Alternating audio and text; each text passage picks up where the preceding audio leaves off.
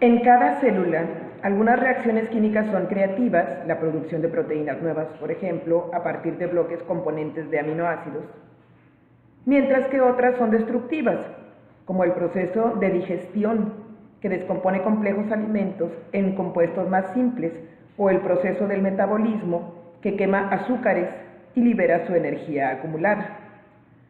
Sin la destrucción, la vida no podría existir. Por lo tanto, el envejecimiento no es simplemente la destrucción del cuerpo. He aquí un punto de suma importancia que pasan por alto quienes equiparan la vida al mero juego de fuerzas materiales al azar. En realidad, la entropía está de parte de la vida. Se desempeña como uno de los jugadores en un complejo equilibrio de fuerzas. Sin la inteligencia, el equilibrio se perdería de inmediato. Por ejemplo, existe un terrible trastorno endocrino llamado progeria, provocado por la deformación de solo uno de los 100.000 genes de un bebé recién nacido. La progeria, enfermedad sumamente rara, lleva a un envejecimiento rápidamente acelerado. En la primera infancia comienzan a aparecer arrugas, calvicie, pérdida de músculos y endurecimiento de arterias. Hacia los 12 años, el niño afectado de progeria puede haber sufrido trombosis masivas o ser candidato a una derivación aortocoronaria. La muerte se produce muy temprano, por lo general antes de los 20 años de edad. La progeria es la entropía drástica, horriblemente acelerada, y eso sucede por la alteración de un solo gen, una diminuta mota en el patrón de inteligencia del cuerpo. Al romper el equilibrio que cada célula debe mantener para conservarse viva, se desatan las fuerzas del desorden. La misma lección se aplica al envejecimiento normal. Mientras el cuerpo pueda renovarse según su plano de orden, se contrarresta la entropía.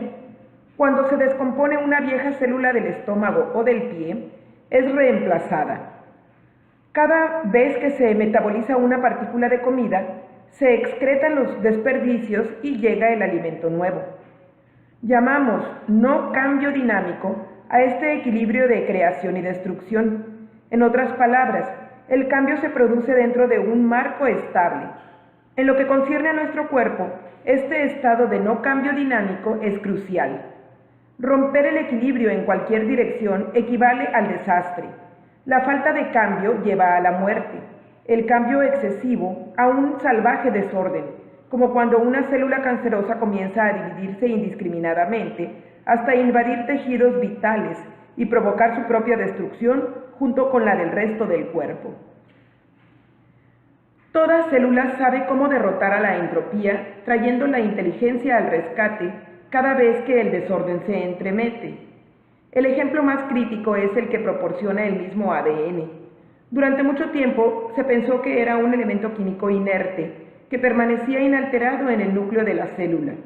Ahora se sabe que el ADN tiene una notable capacidad de autorreparación. Ante el ataque de los radicales libres y otras influencias perjudiciales, en un filamento de ADN puede aparecer al menos 7 tipos diferentes de error. Se puede imaginar el ADN como una cinta informática cuya información se torna enrevesada al romperse, retorcerse o arrugarse. Si los genes aceptaran pasivamente ese daño, como cualquier otro elemento químico, la información codificada en la doble espiral se tornaría cada vez más confusa, imposibilitando una vida ordenada. Pero el ADN ha aprendido a repararse solo. Puede percibir exactamente qué tipo de daño se ha producido y, por medio de enzimas especiales, repone el sitio debido los eslabones adecuados. Este asombroso despliegue de inteligencia ha sido relacionado directamente con el envejecimiento humano. Si se traza un gráfico de la expectativa de vida de diversos animales, comenzando con las gambas y los ratones, para continuar con vacas, elefantes y terminar con el hombre, la curva resultante se corresponde casi perfectamente con la capacidad del ADN de cada animal de repararse a sí mismo.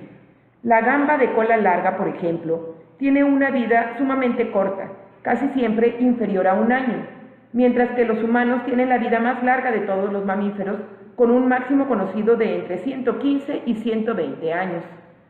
A principios de la década de los 70, dos jóvenes gerontólogos, Ron Hart y Richard Setlow, expusieron el ADN de diversos animales a la luz ultravioleta a fin de provocar un tipo de daño específico.